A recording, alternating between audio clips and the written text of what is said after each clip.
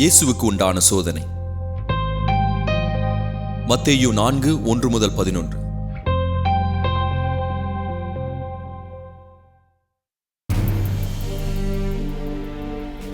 அப்பொழுது இயேசு பிசாசினால் சோதிக்கப்படுவதற்கு ஆவியானவராலே பாலைவெளிக்கு கொண்டு போகப்பட்டார். அவர் இரவும் பகலும் 40 நாள் உபவாசம் இருந்த பின்பு அவருக்கு பசி எடுத்தது.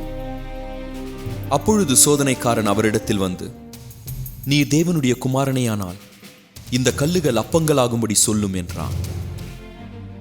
அவர் பதிலாக, மனிதன் அப்பத்தினாலே மட்டுமல்ல, தேவனுடைய வாயிலிருந்து புறப்படுகிற ஒவ்வொரு வார்த்தையினாலும் பிழைப்பான் என்று எழுதப்பட்டிருக்கிறதே என்றார்.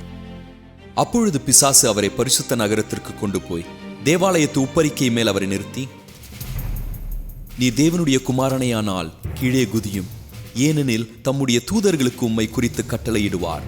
உமது பாதம் கல்லில் இடராதபடிக்கு அவர்கள் உம்மை கைகளில் ஏந்தி கொண்டு போவார்கள் என்று எழுதப்பட்டிருக்கிறது என்று சொன்னான். அதற்கு இயேசு, உன் தேவனாகிய கர்த்தரை பரீட்சை பாராதிருப்பாயாக என்று எழுதப்பட்டிருக்கிறதே என்றார். மறுபடியும் பிசாசு அவரை மிகவும் உயர்ந்த மலையின் மேல் கொண்டு போய் உலகத்தின் சகல அரசியும் அவற்றின் சிறப்பையும் அவருக்கு காண்பித்து, நீர் கீழே விழுந்து என்னை பணிந்து கொண்டால் இவைகளை எல்லாம் உமக்கு தருவேன் என்று சொன்னார். அப்பொழுது இயேசு, அப்பாலே போ சாத்தானே, உன் தேவனாகிய கர்த்தரையே வணங்கிக் கொண்டு அவர் ஒருவரையே வழிபடுவாயாக என்று எழுதப்பட்டிருக்கிறதே என்றார். அப்பொழுது பிசாசானவன் அவரை விட்டு விலகி போனான். உடனே தேவதூதர்கள் வந்து அவருக்கு பணிவிடை செய்தார்.